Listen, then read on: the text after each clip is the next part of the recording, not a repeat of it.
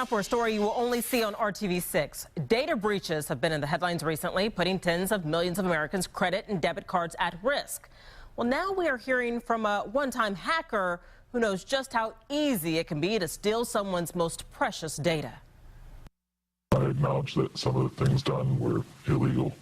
The man in the shadow doesn't want you to know his name or see his face, but he wants you to know what he did. We'll call him Derek, and for a time, he was a cyber hacker, playing a role in a scheme to steal millions of credit card numbers from one of the largest companies in America.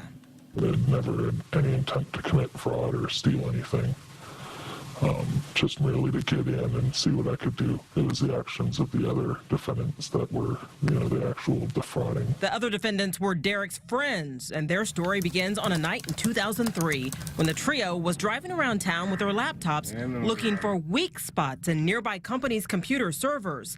In the cyber world, it's called war driving. And one of the ones we noticed was outside of a Lowe's store.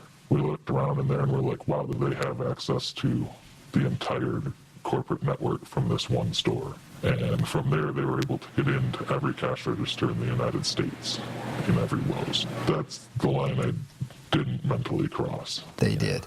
Right. Their plan was to steal the data and then sell it on the black market in web forums like this, much like we're seeing today with credit cards stolen from Target, Neiman Marcus, and other stores. That data is worth a significant amount of money. It was enough where they were, willing to give up their lives and leave the country. Were they successful? Their scheme was this: implant special software inside Lowe's own servers so that every card used would be intercepted in real time and copied before being passed on to the credit card company.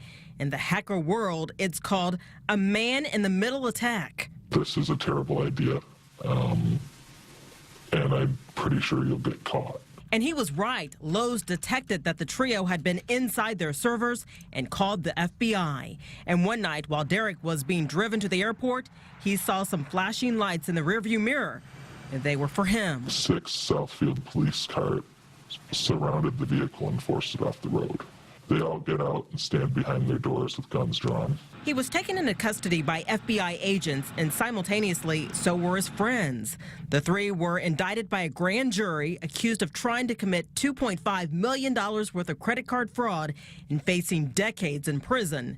2 of the defendants wound up serving time, one for 2 years, while the ringleader got 9. But Derek received only probation. In the 8 years since his prosecution, Derek has tried to atone for his mistake.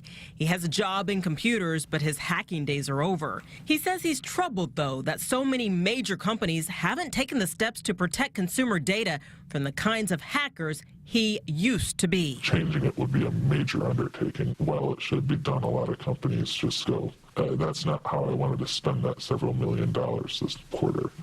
We should put that off for next year, and then next year never comes. Now, Lowe's security noticed the breach before any credit card information was stolen, and the company's cybersecurity has no doubt been strengthened since then. But no matter what measures Lowe's and other companies take to keep personal data safe, hackers are working just as hard to get their hands on it, too.